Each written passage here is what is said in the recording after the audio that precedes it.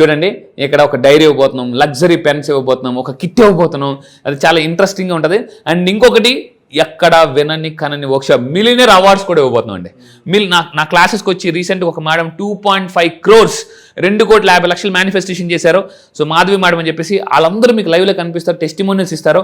And ఎవరైతే నా దగ్గరికి వచ్చి సక్సెస్ సాధించారో మళ్ళీ చెప్తున్నానండి, వాళ్ళకి మనం మిలియనర్ అవార్డ్స్ ఇవ్వబోతున్నాం.